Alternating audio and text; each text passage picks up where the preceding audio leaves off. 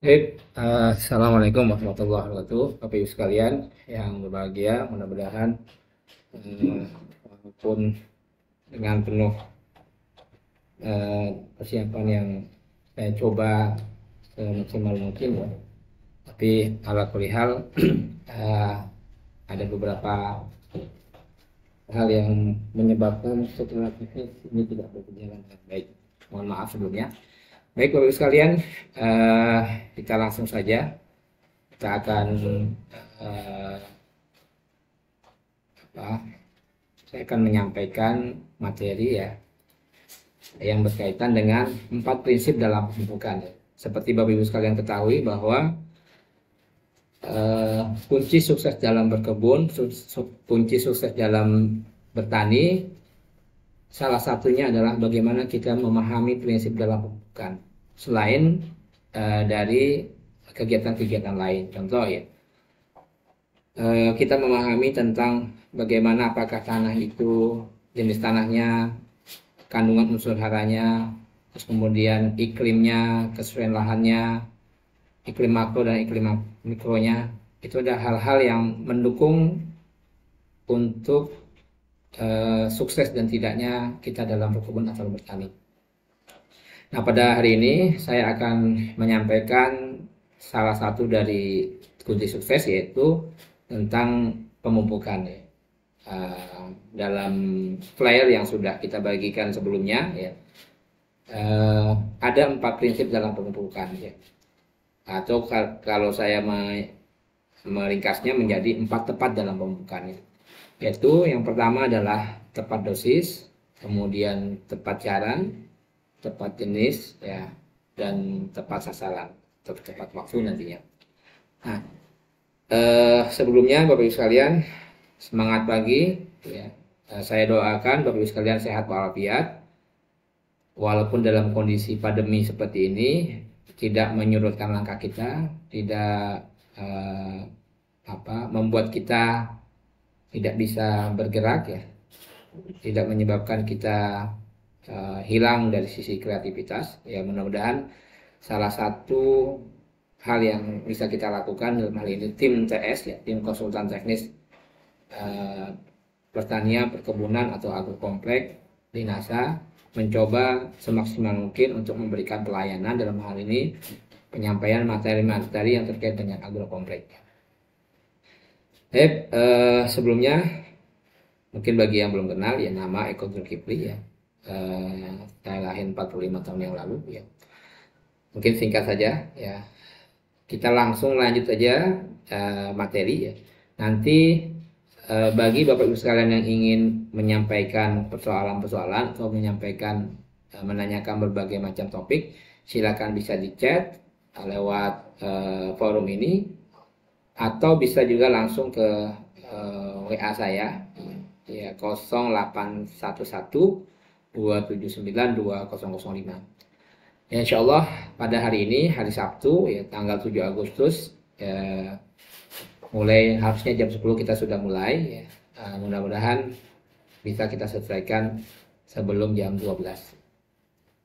Baik, saya lanjut sebelum kita bicara 4 tepat, karena pada hari ini saya, sebagai salah satu contoh, kita ambil contoh aja di perkebunan kelapa sawit ya. Jadi Bapak sekalian, hal yang perlu kita pahami dulu ya terkait dengan komoditi atau tanaman, maka yang perlu kita pahami adalah apa sebenarnya output dari tanaman itu ya. Jadi masing-masing tanaman itu berbeda-beda dalam output yang kita inginkan ya. Jadi output yang kita inginkan, walaupun output dari tanaman itu berbagai macam ya. Jadi tanaman bisa menghasilkan daun ya, maka kita bicara tentang tanaman horti, tanaman perkebunan seperti teh ya, maka yang kita harapkan adalah daunnya. Seperti tembakau, maka kita berharapnya daunnya. Lalu contoh yang lain adalah contoh tanaman kentang. Tanaman kentang yang kita harapkan adalah umbinya. Tanaman singkong yang kita harapkan juga umbinya. Nah, lalu tanaman karet, maka yang kita harapkan adalah getahnya. Nah, jadi bagian-bagian terpenting dalam tanaman itu menjadi output yang kita inginkan. Walaupun setiap tanaman itu menghasilkan output yang semuanya. Contoh misalkan tanaman itu terdiri dari akar. Akar itu bisa berbagai macam bentuknya, ada akar serabut, akar tunggang. Kemudian akar itu juga bisa dalam bentuk akhirnya menjadi umbi. Nah, lalu bagian batang ya. Kalau kita bicara tentang batang, setiap tanaman umumnya memiliki batang. Ada yang berbatang keras, berbatang lunak. Bagian batang yang kemudian kita harapkan itu tergantung tanamannya. Contoh misalkan, kalau kita bicara tentang tanaman kehutanan, tanaman akasia, jati, dan lain sebagainya, maka kita berharap adalah ke batangnya. Bagaimana kita bisa meningkatkan pertumbuhan diameter batangnya sehingga layak untuk kita panen. Ya, itu kalau kita bicara tentang output yang dihasilkan tanaman, contohnya adalah batang. Ya. Maka kita berpikir bagaimana kita bisa ya mendukung tanaman itu tumbuh dengan baik sesuai dengan apa yang kita harapkan dari outputnya. Ya, kalau kita bicara tentang jati, maka kita berharap bagaimana tanaman jati ini itu bisa menghasilkan batang yang kokoh, batang yang lurus, kemudian diameternya juga besar, ya, dengan terbatas dengan waktu misalkan. Kalau dalam waktu sekian tahun diameternya sudah mencapai ini, itu yang perlu kita pahami. Nah, begitu pula juga tanaman-tanaman lainnya, contoh dalam hal ini adalah tanaman kelapa sawit. Maka output yang kita inginkan dari tanaman kelapa sawit, di samping mungkin semua bagian dari tanaman kelapa sawit sangat berguna, tetapi yang paling utama dari output di tanaman kelapa sawit adalah buah kelapa sawitnya. Maka yang perlu kita pelajari lebih lanjut adalah apa faktor-faktor produksi dalam komoditi tanaman kelapa sawit yang berpengaruh, ya. Nah, dan umumnya ini juga berpengaruh terhadap tanaman-tanaman lainnya. Nah, dalam hal ini kita ambil contoh tanaman kelapa sawit. Jadi apa faktor-faktor produksi kelapa sawit yang berpengaruh, ya. Jadi sini saya membagi menjadi ada 5 hal, ya. Yaitu yang pertama terkait dengan iklim, ya. Tanaman kelapa sawit adalah tanaman perkebunan yang membutuhkan curah hujan minimal, ya, dalam 1 tahun itu paling tidak mencapai 2.500 mm dalam 1 tahun. Jadi semakin tinggi curah hujan tahunan, ya, 2.500 mm per tahun, maka itu semakin baik. Kemudian itu terkait dengan curah hujan, kemudian radiasi matahari dan suhu, itu terkait dengan iklim. Lalu kemudian yang berikutnya yaitu lahannya. Nah, ketika kita bicara tentang lahan, ini juga merupakan faktor produksi yang berpengaruh terhadap kelapa sawit, yaitu terkait dengan topografinya, ya, tinggi rendahnya permukaan lahannya. Topografinya termasuk topografi datar, topografinya bergelombang, terus kemudian berbukit. Yang ini sangat berpengaruh terhadap produksi kelapa sawit. Kemudian bagaimana drainasenya? Drainase adalah pengaturan pembuangan airnya. Apakah lahan tersebut itu tergenang permanen atau lahan tersebut pengairannya bagus dalam artian ada parameter tinggi muka air. Kemudian yang berikutnya lahan itu kesuburannya. Ketika kita bicara tentang kesuburan lahan, maka kita bicara unsur-unsur hara yang ada di dalam tanah, yang itu dibutuhkan oleh tanaman. Kemudian sifat fisik tanah, ini berkaitan dengan aerasi di dalam tanah. Jadi pori-pori di dalam tanah itu dari pori-pori makro, pori-pori mikro yang sangat berpengaruh terhadap kemampuan akar dalam menyerap unsur hara. Ya, semakin baik tanahnya, maka semakin baik kemampuan tanaman dalam menyerap unsur haranya. Kemudian konservasi tanah adalah perbaikan dari sisi perawatan dari tanah itu tersebut. Konservasi itu bisa kita lakukan dengan cara katakanlah penanaman tanaman land cover crop, ya, tanaman penutup, ya, seperti tanaman kacangan dan sebagainya. Nah, kemudian yang faktor berikutnya adalah genetis, ya. Kalau kita bicara tentang produksi kelapa sawit, maka faktor genetis juga sangat berpengaruh. Artinya ada tanaman-tanaman kelapa sawit secara genetis memang dia produksinya tinggi. Begitu pula sebaliknya, ada tanaman kelapa sawit yang secara genetis dia produksinya rendah. Jadi bahan tanaman sangat berpengaruh terhadap produksi. Semakin baik bahan tanamannya, semakin baik bibit kelapa sawitnya, maka semakin bagus dalam produksi kelapa sawit. Nah, kemudian yang berikutnya kultur teknis, ya. Bagaimana seseorang itu memahami kebutuhan terhadap apa-apa yang mendukung pertumbuhan tanaman juga sangat berpengaruh terhadap produksi. Kultur teknis artinya dia paham bagaimana cara pada saat kapan dia harus memupuk, pada saat kapan dia harus mengurangi pelepah, menunasnya, pada saat kapan dia harus mengendalikan hama penyakitnya.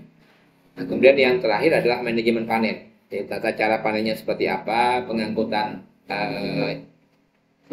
bahan produksinya bagaimana, kemudian pengolahan lahan. Artinya Bapak Ibu sekalian, kalau kita bicara tentang produksi, maka kita tidak sepenuhnya menggantungkan terhadap pemupukan. Artinya pemupukan itu salah satu dari faktor kunci sukses dalam produksi kelapa sawit. Nah, begitu pula kalau kita bicara tentang tanaman pertanian, tanaman horti, maka pemupukan adalah salah satu dari berbagai macam faktor yang berpengaruh terhadap produksi sebuah tanaman. Baik, lanjut ya. Nanti silakan bisa kita sambung dengan diskusi di chat, monggo.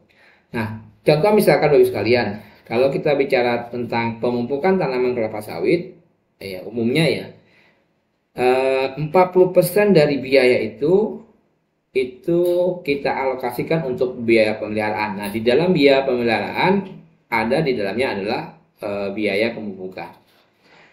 Nah, pemupukan menjadi salah satu kunci pencapaian potensi produktivitas sebuah komoditi tanaman, di samping dari yang sudah saya sampaikan tadi. Ya, ada 5 faktor yang lainnya. Kemudian yang berikutnya adalah efisiensi pemupukan di perkebunan kelapa sawit umumnya masih rendah. Nah, ini terkait dengan masalah ketepatan pemupukan. Sehingga pada hari ini Bapak sekalian, kita akan mengangkat tema tadi adalah 4 tepat. Bagaimana kita bisa memupuk tapi efisien. Bagaimana kita memupuk tapi bagaimana kita memupuk dan hasil pemupukan yang kita lakukan itu benar-benar berpengaruh positif terhadap tanaman yang kita usahakan. Jangan sampai kita sudah mengalokasikan biaya beli pupuk mahal, tapi kemudian produktivitas tidak selaras dengan biaya yang kita keluarkan.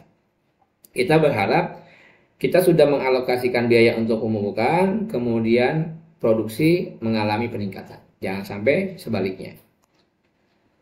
Nah, Bapak Ibu sekalian, tadi di awal saya sampaikan ada 4 tepat dalam pemupukan. Ya, selain dari 4 tepat itu, saya ingin mengajak Bapak Ibu sekalian memahami tentang efektivitas dan efisiensi. Ya, bagaimana kita memupuk tanaman komoditi yang kita usahakan itu efektif dan efisien. Ya. Dan untuk mendukung efektivitas dan efisiensi dalam pemupukan itu ada 6 faktor. Yang pertama adalah kita memahami dulu jenis pupuknya. Artinya kalau tanaman yang kita usahakan itu membutuhkan pupuk unsur N yang lebih tinggi dibandingkan unsur P dan K, maka itu yang perlu kita pahami. Kita memahami jenis pupuknya. Nah, kalau kita bicara tentang jenis pupuk, ya dalam pertemuan-pertemuan sebelumnya, ya saya pernah menyampaikan berbagai jenis pupuk. Ya. Jenis pupuk itu bisa dibedakan berdasarkan bahannya. Jenis pupuk itu bisa dibedakan dari bahan utamanya, ya. Atau jenis pupuk itu bisa dibedakan dari bahan penyusunnya. Kita mengenal ya, pupuk tunggal dan pupuk majemuk, ya. Pupuk tunggal ya sebelumnya sudah pernah saya sampaikan, itu biasanya kita mengkhususkan terhadap 6 unsur makro, ya. Ada N, P, K, C, E, Ca, Mg, dan S. Itu 6 pupuk makro. Makanya kemudian kalau kita bicara tentang pemenuhan pupuk unsur N, kalau pupuk tunggal, maka kita memberikan urea. Maka urea itu mewakili untuk kebutuhan unsur N-nya. Nah, pupuk urea dianggap masuk kategori sebagai pupuk tunggal, ya. Atau pupuk NP, TSP, SP36 itu juga pupuk tunggal yang memenuhi kebutuhan unsur P-nya. Jadi yang kita ambilnya adalah unsur P-nya. Atau pupuk KCl, yang kita ambil adalah K-nya. Nah, semakin kita memahami tentang berbagai macam jenis pupuk, itu sangat mendukung dalam kegiatan efektivitas dan efisiensi. Artinya, kalau pada musim kemarau, maka sebaiknya, ya, musim kemarau dalam artian curah hujannya sangat sedikit, maka yang kita lakukan adalah bagaimana kita bisa memupuk di mana pupuk yang tingkat penguapannya itu sangat tinggi adalah unsur N, unsur P, pupuk urea, sehingga kita memberikan pemupukan urea pada saat masih adanya hujan. Tapi kalau pupuk RP masih bisa kita berikan walaupun hujannya tidak terlalu banyak. Nah, kemudian yang kedua, kita bicara tentang dosis aplikasi ya. Dosis aplikasi. Nah, ini sangat tergantung dari usia tanaman. Ya, biasanya dosis aplikasi pun juga kita ambil dasarnya dari analisa tanah maupun analisa daun. Nah, artinya misalkan kalau tanaman usianya di bawah 1 tahun tentu berbeda dengan tanaman yang sudah di usia 5 tahun. Dosisnya perlu diingat bahwa tanaman itu membutuhkan sesuai dengan dosis yang dibutuhkan. Jadi tanaman itu jangan kemudian kita menganggap bahwa semakin banyak pupuk yang kita berikan semakin bagus bagi tanaman. Belum tentu ya. Karena bagi tanaman dia hanya membutuhkan unsur yang memang dibutuhkan ya. Makanya kita mengenal ada unsur hara makro dan mikro. Unsur hara makro yaitu dalam jumlah besar yang kita berikan. Walaupun dalam jumlah besar bukan berarti kemudian kita bisa memberikan sebanyak-banyaknya. Ada takarannya. Kemudian bagi sekalian yang berikutnya adalah teknis dalam penyimpanan pupuk. Ini juga sangat berpengaruh terhadap efektivitas dan efisiensi dalam pupuknya. Artinya, ketika penyimpanan pupuk, maka kita harus menyediakan sarana prasarana dalam penyimpanan pupuk. Teknis dalam penyimpanan pupuk pun juga sangat berpengaruh. Ya. Bagaimana kita bisa menyimpan pupuk dengan aturan yang benar, menyusun dengan benar, sehingga ketika kita mengambil pupuk dari gudang menuju lapangan, ya, kita benar-benar bisa menerapkan prinsip efisien. Jadi FIFO, ya, first in, first out, ya. Pertama kali masuk ke dalam gudang, maka itulah yang pertama kali juga akan kita keluarkan. Jangan sampai ada pupuk menumpuk di bawah yang tidak pernah dipakai sehingga pupuknya menjadi keras karena kurang baiknya dalam sistem penyimpanan pupuk. Kemudian yang berikutnya adalah waktu aplikasi. Nah, ini juga sangat berpengaruh terhadap pemupukannya. Waktu aplikasi kita sudah bisa melihat di Indonesia kalau ada perbedaan antara wilayah utara dan wilayah selatan ya. Kalau wilayah utara tetapi ke arah barat dengan wilayah selatan ke arah timur itu curah hujannya berbeda. Biasanya bertolak belakang. Contoh ya, ketika musim penghujan di daerah Sumatera, di Kalimantan sebaliknya. Begitu pula ketika musim hujan di daerah Kalimantan, di Sumatera malah musim kemarau. Biasanya ya, itu umumnya. Sehingga Bapak Ibu sekalian, cara aplikasi kita bisa mengambil dasar jumlah curah hujan atau juga mengambil dasar berdasarkan bulan-bulan hujan pada suatu wilayah. Ya, misalkan kalau di daerah Jawa kita mengenal istilah Okmar ya, Oktober Maret berarti adalah masa-masa memasuki musim kemarau ya. Oktober Maret itu adalah musim penghujan. Asep ya, April, Mei, Juni, Juli, Agustus, September itu adalah musim kemarau. Nah, itu yang kemudian kita bisa memahami bagaimana waktu yang tepat dalam pembukaan. Ya. Kemudian yang berikutnya adalah cara aplikasi. Nah, cara aplikasi pun juga sangat berpengaruh terhadap efektivitas dan efisiensi. Aplikasi itu berdasarkan ya dari usia tanaman. Kemudian tipe perakaran. Jadi kalau misalkan tipe perakarannya adalah tipe perakarannya yang akar unggang ya, yang kemudian akarnya itu menembus jauh ke dalam tanah ya, sampai ke lapisan tanah yang paling dalam misalkan, itu berbeda dengan perakaran yang sifatnya hanya permukaan. Ya. Tanaman kelapa sawit itu akarnya dia lateral ke samping. Ya. Makanya cara aplikasinya kita menggunakan dengan cara jarak antara batang tanaman dengan akar yang aktif ya. Jadi kalau tanaman kelapa sawit itu saya membaginya menjadi tipe akar primer, akar sekunder, akar tersier. Nah, akar-akar yang paling aktif adalah akar tersier yang berada jauh dari batang tanaman. Sehingga biasanya kita menggunakan teknis dengan cara kalau misalkan usia tanaman di bawah 5 tahun biasanya aplikasinya sekitar 1 meter dari batang. Tapi kalau sudah di atas 10 tahun, aplikasinya bisa 2-3 meter dari jaraknya dari batang. Ya.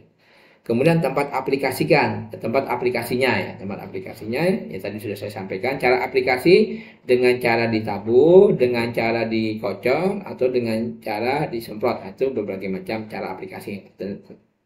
Kemudian yang keenam, tempat aplikasi ya, berdasarkan dari jarak antara batang dengan akar-akar yang aktif. Baik, lanjut. Nah, ini kita kembali lagi ya, bahas tentang tadi jenis pupuk ya. Bentuknya juga berbagai macam ya. Bentuk pupuk itu ada yang berbentuk serbuk, ada yang berbentuk briket, ada yang berbentuk granul, ada yang bentuk pril ya. Pril itu kecil-kecil, kemudian ada yang berbentuk coating. Coating itu ada selaputnya ya. Ada bentuknya tablet ya. Ada yang berbentuknya Everson ya. Everson itu tablet kalau kita minum vitamin C ya. Kita kasih di air, nanti kalau bersentuhan dengan air, tablet itu semakin lama semakin luruh ya, dan akhirnya larut dalam air. Itu yang tablet yang sifatnya Eversen. Nah, kemudian ya, tadi sudah kita jelaskan ya dosis pemupukan.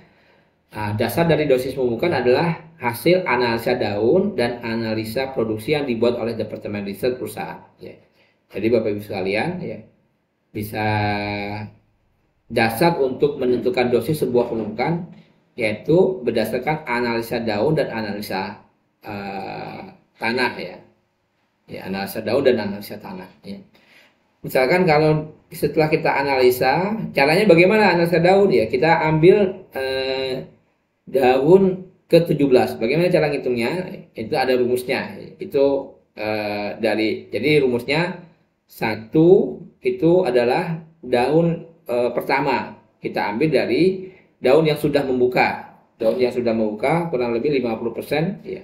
Tajuk yang daun permuda yang sudah membuka kurang lebih dari 50%, maka kita anggap adalah urutan daun pertama. Lalu ke bawahnya itu daun ke-9. Ke bawahnya lagi adalah daun ke-17 ya. Itu urutannya ya. Urutannya yang kita mengambil daun ke-17. Nah, dari daun ke-17 itu nanti kita ambil sampel ya, pelepahnya, daunnya ya, kita gunting, lalu kita gunting kecil-kecil, kita open ya. Kita open itu maksudnya dimasukkan ke pemanas sampai kadar airnya memang benar-benar sudah kita buat sedemikian rupa.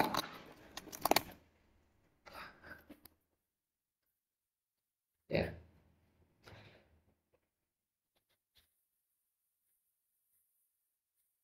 Baik, Bapak sekalian, lanjut ya.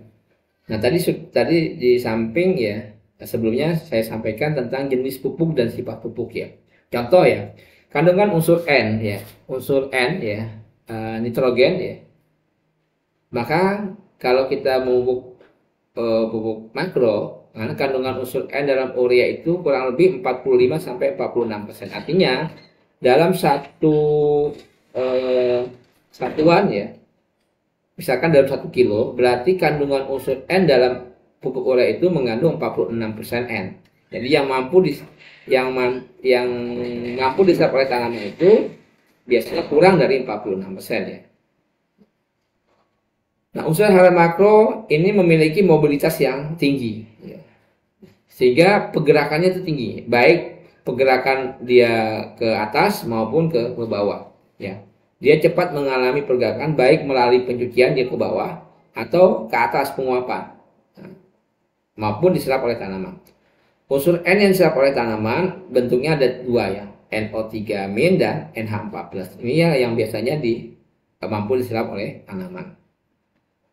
Nah, kemudian unsur P, fosfat ya. Nah, kandungan P dalam batuan fosfat sekitar 30% yang terdiri dari P2O5. Ya. Kandungan unsur hara makro yang memiliki mobilitas sedang. Ya, jadi N itu mobilitasnya tinggi, jadi pergerakannya tinggi, sedangkan unsur hara makro P ini yaitu dia memiliki mobilitas sedang. Penambahan unsur P dalam tanah digunakan yaitu yang berupa batuan maka kita menyebutnya rock fosfat RP. Jadi kalau di pasaran orang menyebutnya pupuk RP, pupuk rock fosfat. Ya. Sifat larutan dari batuan fosfat ini lebih ditentukan oleh jenisnya, akan tetapi secara umum batuan fosfat memiliki sifat kelarutan yang rendah. Artinya kalau kita pupuk P, kita tabur, nah, dia sangat lambat diserap oleh tanaman. Tapi kalau kemudian kita campur dengan air, ya itu, dan kita tambahkan dengan pupuk NASA, ya, yang punya kemampuan dalam melarutkan unsur P, maka penyerapan unsur P lebih baik, ya. Jadi kehadiran pupuk organik NASA itu bisa mempercepat, ya,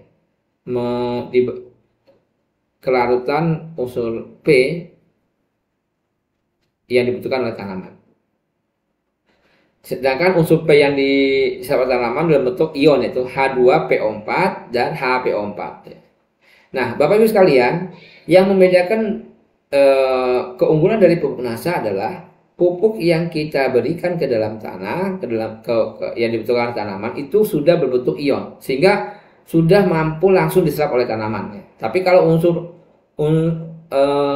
pupuk-pupuk yang lain, dia masih berbentuk berikatan, ya. Jadi belum berbentuk ion, sehingga perlu ada proses lebih lanjut, ya. Nah, kemudian unsur K, kalium, jenis pupuk dan unsur kalium, orang akan menyebutnya potasium, yang diambil dalam unsur pupuk KCl atau MOP itu kandungan unsur K-nya. Ya, jadi kandungan unsur K-nya mengandung 60% K2O. Dan sama seperti pupuk fosfat, ya. Ini merupakan unsur hara makro yang memiliki mobilitas sedang. Ya, mobilitasnya sedang, ya. Kemudian unsur K yang diserap oleh tanaman dalam bentuk ion itu K+, ya. Nah, KCl yang ditambahkan dalam tanah dapat diaplikasikan ke areal piringan tanaman dengan cara ditabur merata di permukaan tanah setipis mungkin sesuai dengan dosis rekomendasi.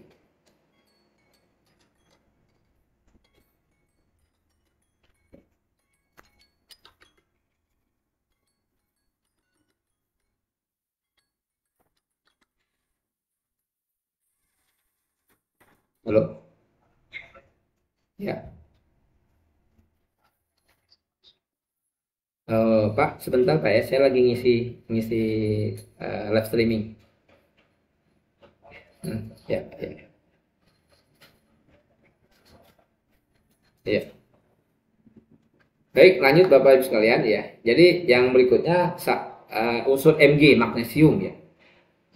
Biasanya yang kita sering dengar itu dolomit, ya. Dolomit, ya, ini adalah unsur hara magnesium. Kalau dia MgO, ya, dia mengandung 27% MgO kalau di kisilit, ya. Jadi memang kandungan unsur Mg di kisilit lebih tinggi dibandingkan unsur Mg di dolomit. Nah, kapan kita mengaplikasikan kisilit dan kapan kita mengaplikasikan dolomit? Nah, ini juga penting Bapak sekalian. Jadi kalau di lahan-lahan yang memiliki kandungan memiliki pH yang sangat rendah, contohnya di lahan gambut, lahan pasang surut, maka pupuk yang tepat untuk kita aplikasikan adalah dolomit, ya. Bukan kisilit, ya. Karena apa? Kalau sama-sama mengandung unsur Mg, tapi senyawa pengikutnya yang berbeda. Kalau dolomit, ya, dia kalau kadar pH-nya rendah, kehadiran dolomit bisa menstabilkan pH, ya, dari yang misalkan 4 menjadi 5, 5 menjadi 6.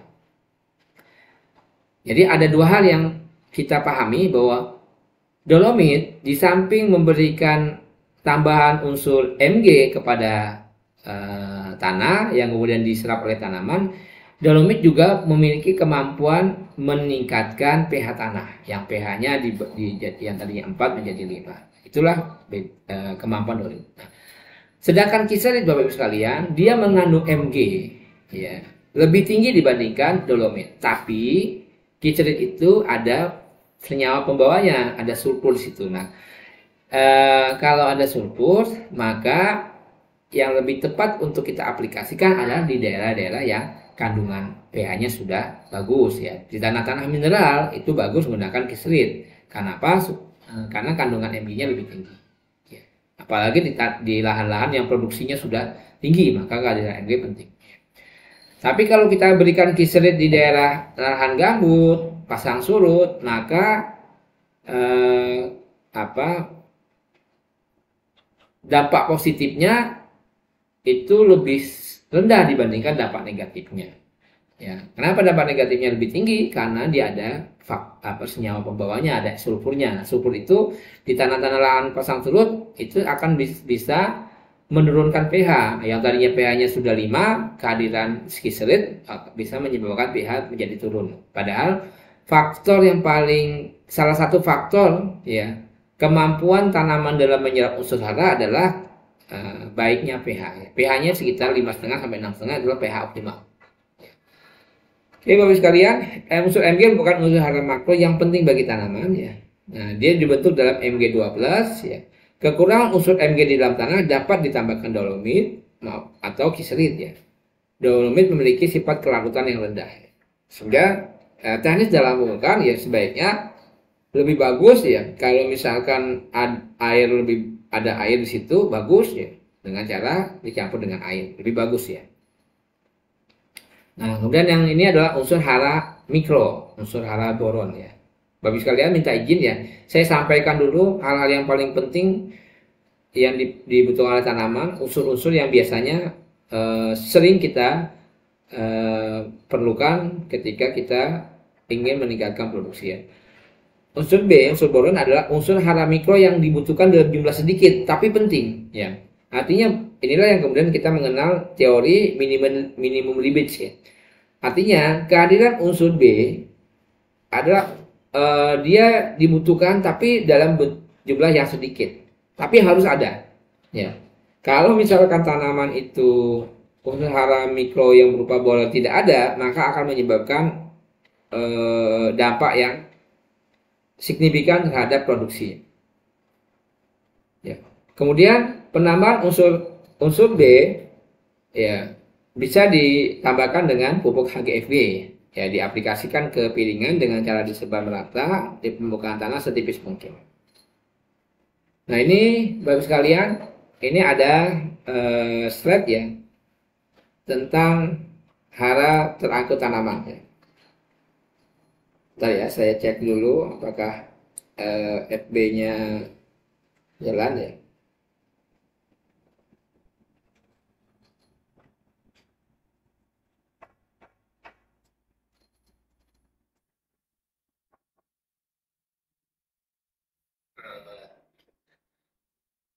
Assalamualaikum.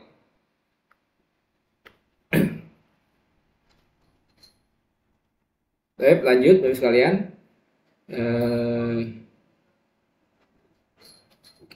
Ya.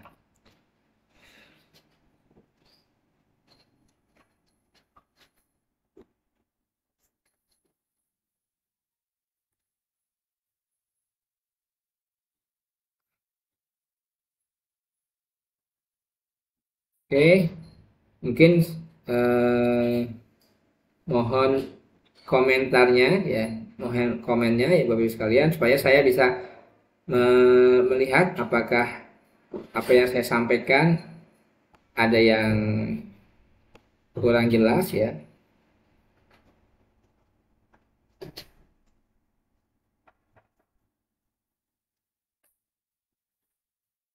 Oke, lanjut ya Bapak sekalian.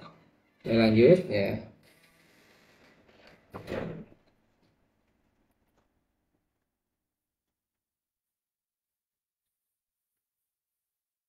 Tes 1 2 3 oke.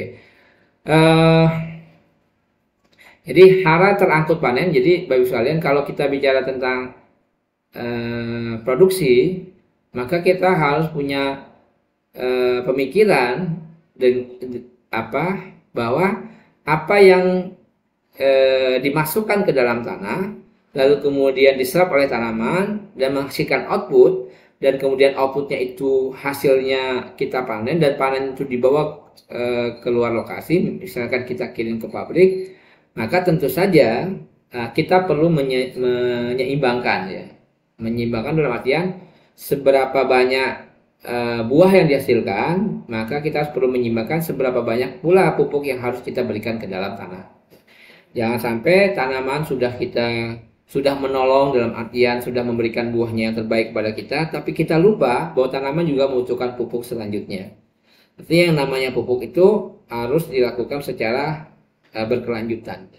Jangan sampai kita memforsir tanaman, meminta tanaman itu menghasilkan buah kepada kita, tetapi kita lupa untuk memupuk tanaman sesuai dengan yang dibutuhkan oleh tanaman. Contoh misalkan tanaman kelapa sawit, contoh ya. Artinya kalau misalkan produksinya sudah di atas 2 ton per hektar per bulan atau 24 ton per hektar per tahun, maka jumlah pupuk yang kita berikan juga harus sesuai dengan hasil produksi yang sudah dihasilkan tahun sebelumnya.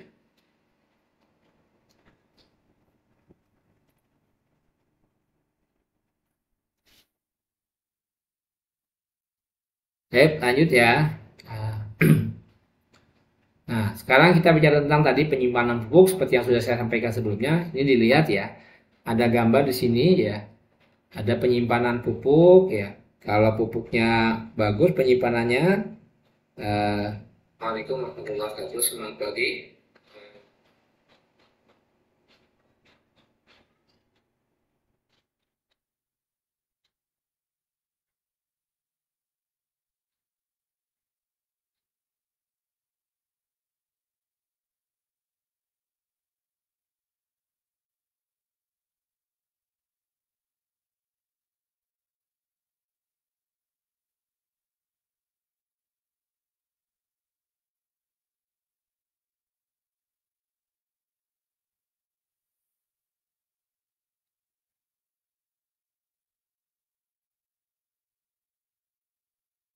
Baik, Bapak Ibu sekalian ya, ini penyimpanan pupuk ya.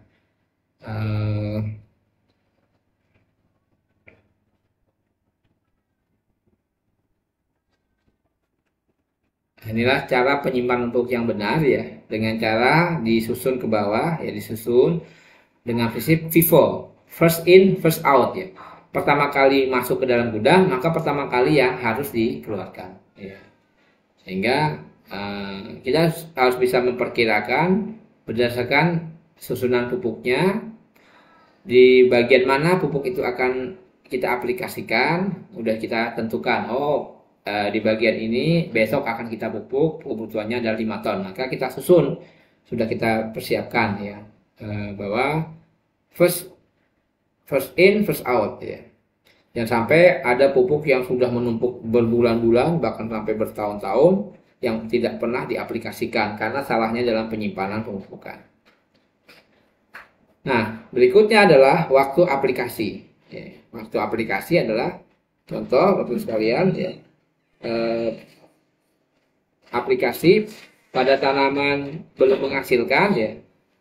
Ada tanaman baru ya. Kalau tanaman baru kita kategorikan sebagai tanaman belum menghasilkan.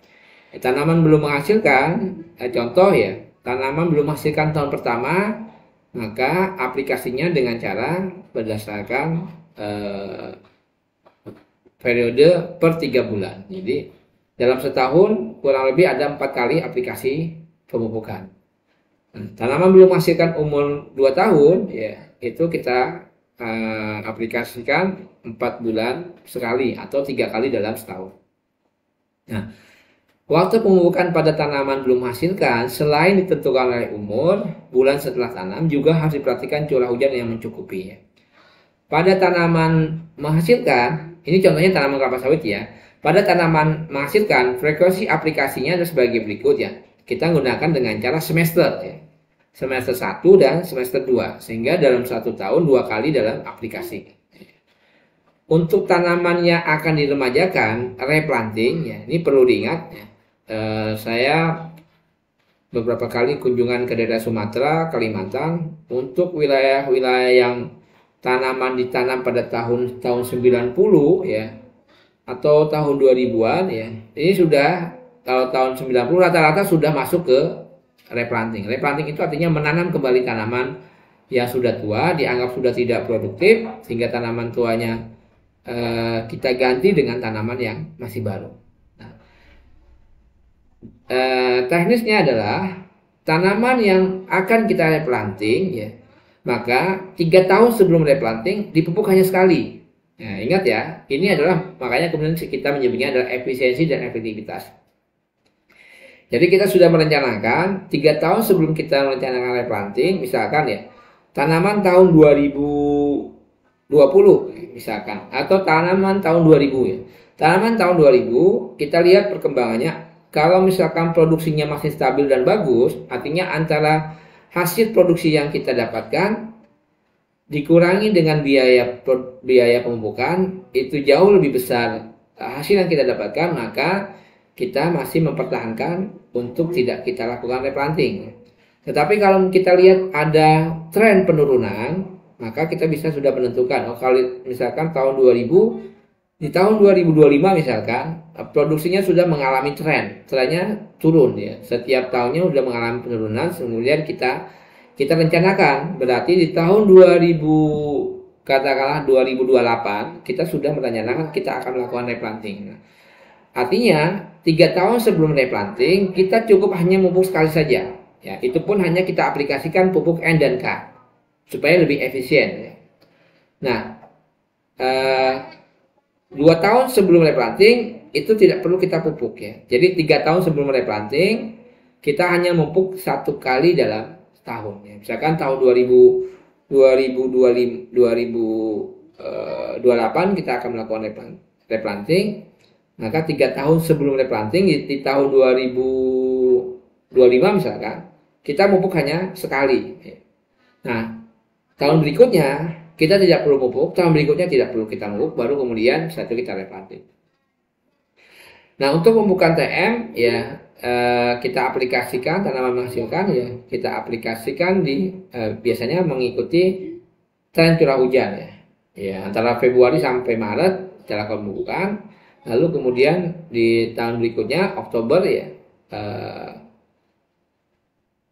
kita selesaikan paling nggak di bulan September sampai Oktober untuk pemupukan yang kedua.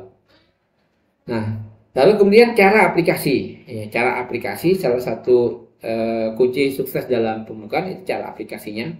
Pada tanaman belum menghasilkan dan tanaman TM sampai dengan umur 5 tahun, jadi dari TBM 1 sampai TM 2 ya. Maka cara kita aplikasikan dengan cara apa? Disebar merata di dalam piringan secara melingkar. Ya, jadi tidak dibenarkan menabur pupuk terputus-putus ya, 1/2 atau 1/3 dari lebar piringan.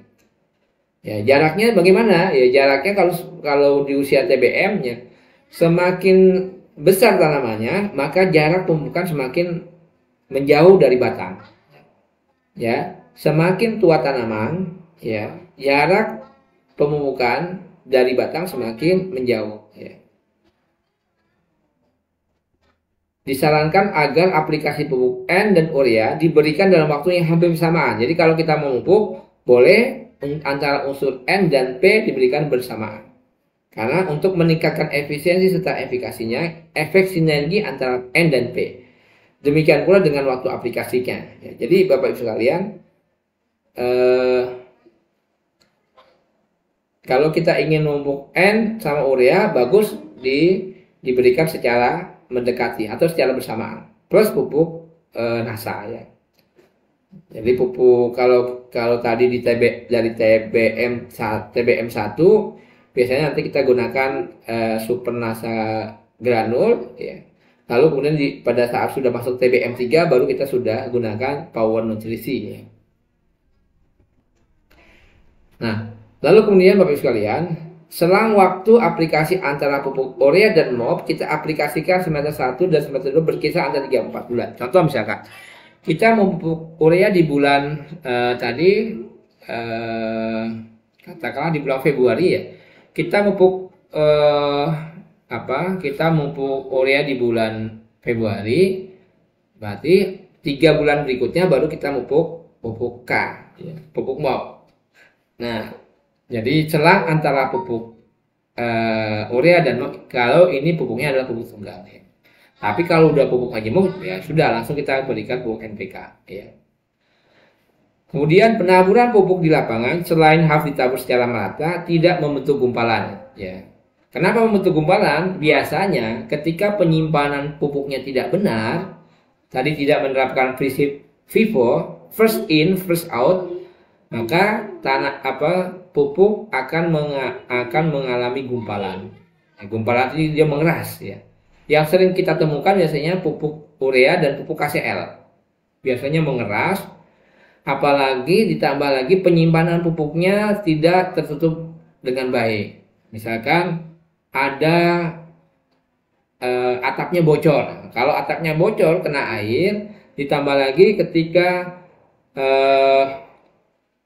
pengambilan pupuk dari gudang sentral, ya, menggunakan gancu. Gancu itu yang bentuknya seperti besi yang dibengkokkan, lalu ditusukkan ke karung pupuk.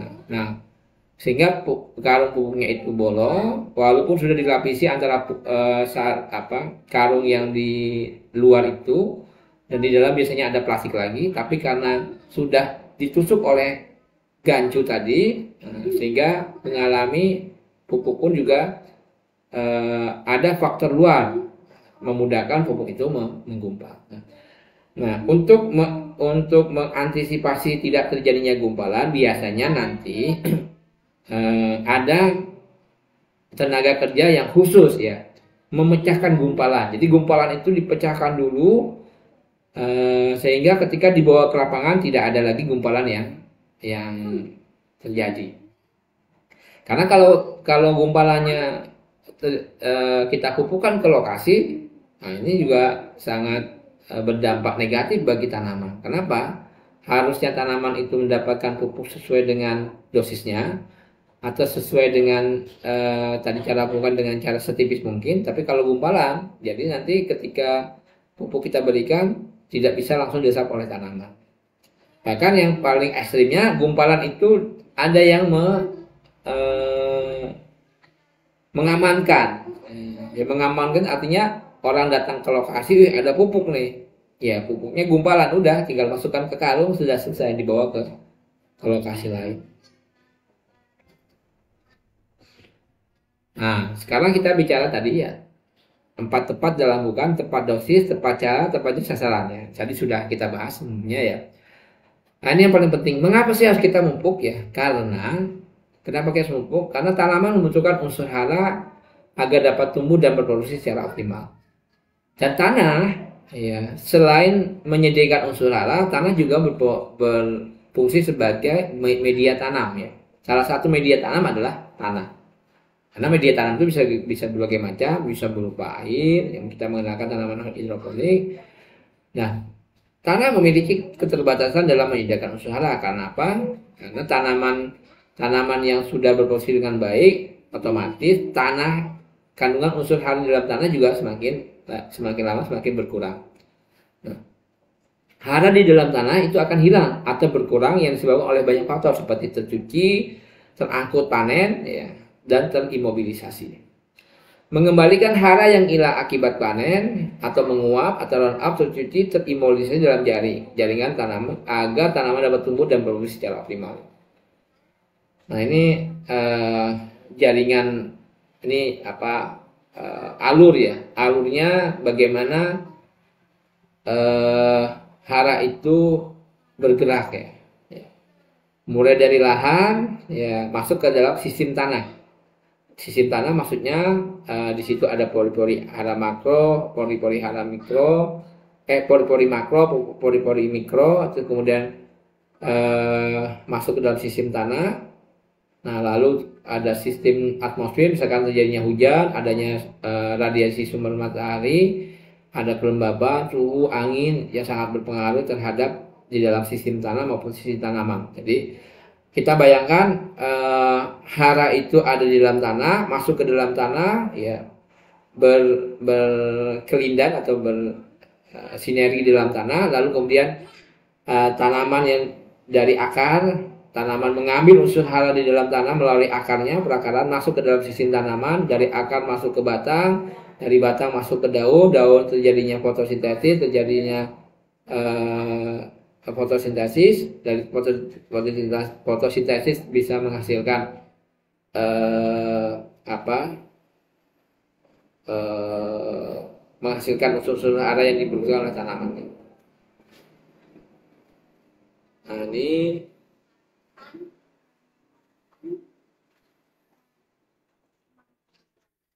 hara terangkut panen ya. Ini contoh Bapak sekalian.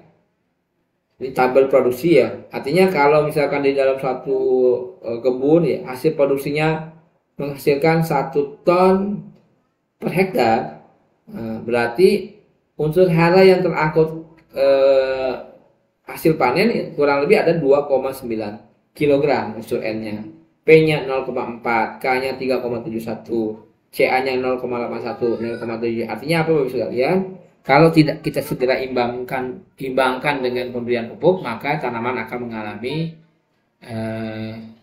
defisiensi unsur hara.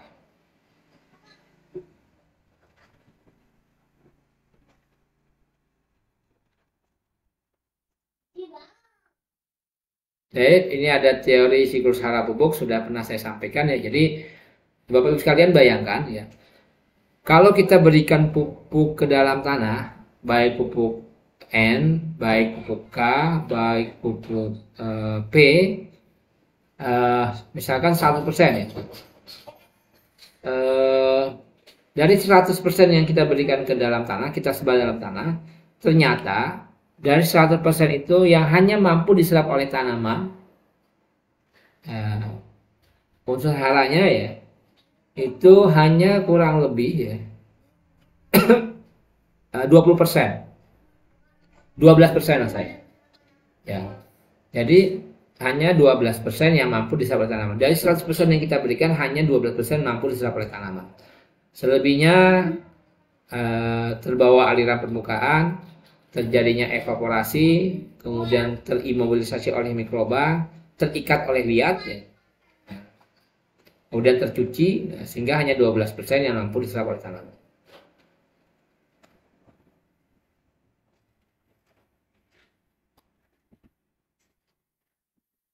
Nah, ini kita bicara pupuk hara mikro ya. Jadi Bapak sekalian, CU, MG, ya, MG itu pupuk hara, MG itu makro ya. Jadi makro itu N, P, K. Nah, sedangkan unsur hara mikro seperti CU, boron, kemudian Zn, Mn, dia dibutuhkan dalam jumlah yang sedikit. Jadi kalau kita berikan berlebih, maka percuma. Karena apa? Kalau dia hanya butuh katakan 50 gram, kita berikan 100 gram, maka yang 50 gram itu percuma. Ya, udah biayanya mahal, harganya mahal. Jadi kalau dia hanya butuh 50 gram, ya sudah kita kasihkan 50 gram. Kalau dia butuhnya hanya 40 gram, kita berikan 40 gram. Tapi kalau kita misalkan butuhnya 40 gram, kita berikan 100 gram, yang 60 gram itu sia-sia. Ya. Nah, ini cara-cara kita, cara-cara cepat ya.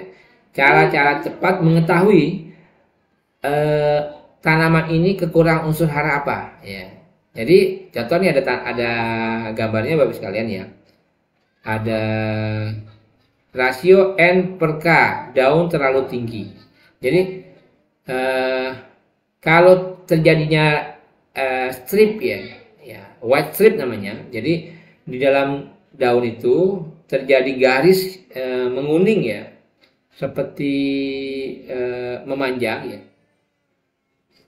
Ini menunjukkan bahwa rasio N-nya tidak berimbang. Ya.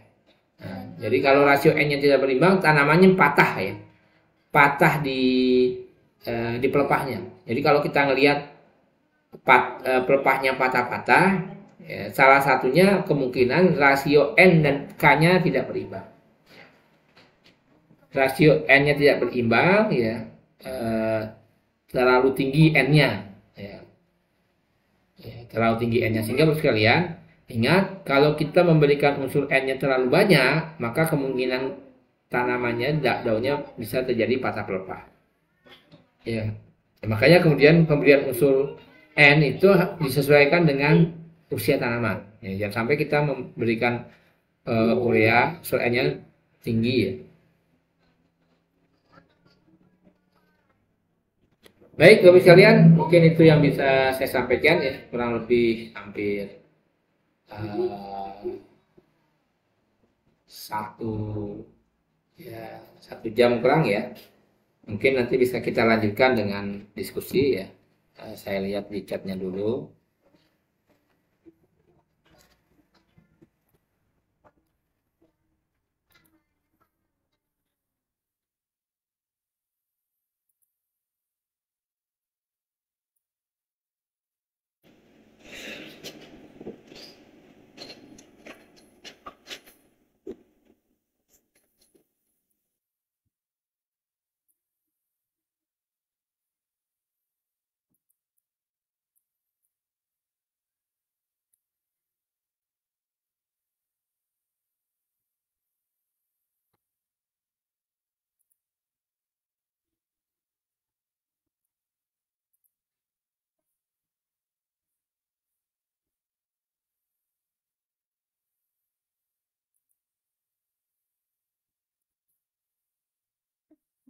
Belum.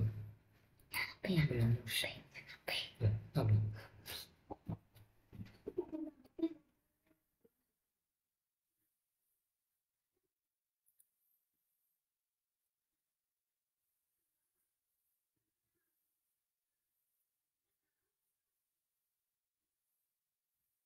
Yes. Baik, Bapak sekalian. Eh,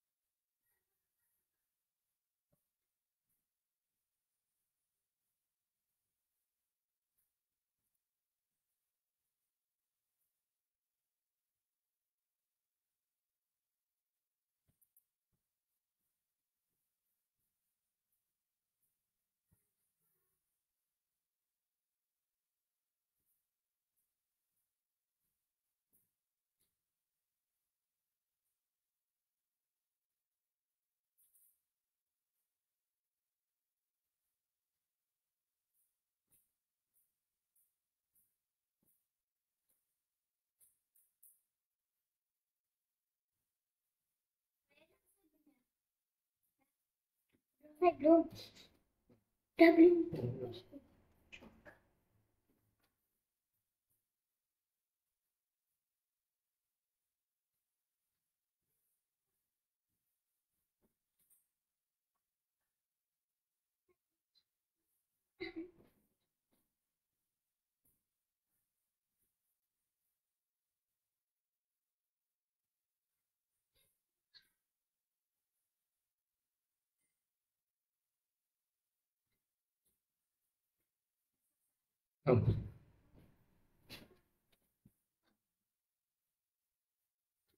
eh,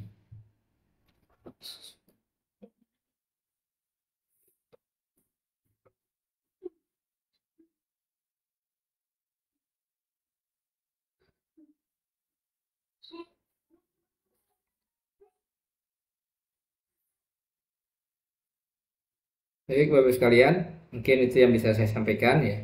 Eh, nanti bila ada yang ingin disampaikan lewat chat ya, Bapak sekalian, mungkin itu yang bisa saya sampaikan. Nanti saya lihat di chat. Bagi yang ingin langsung ke chat pribadi, monggo silakan 0811 279 2005.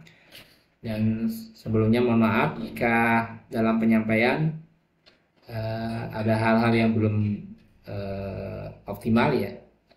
Jika ini adalah masih percobaan ya, mudah-mudahan kedepannya lebih baik lagi. Mungkin itu yang bisa saya sampaikan ya. Wabillahi taufiq wal hidayah. Assalamualaikum warahmatullahi wabarakatuh. Semangat pagi.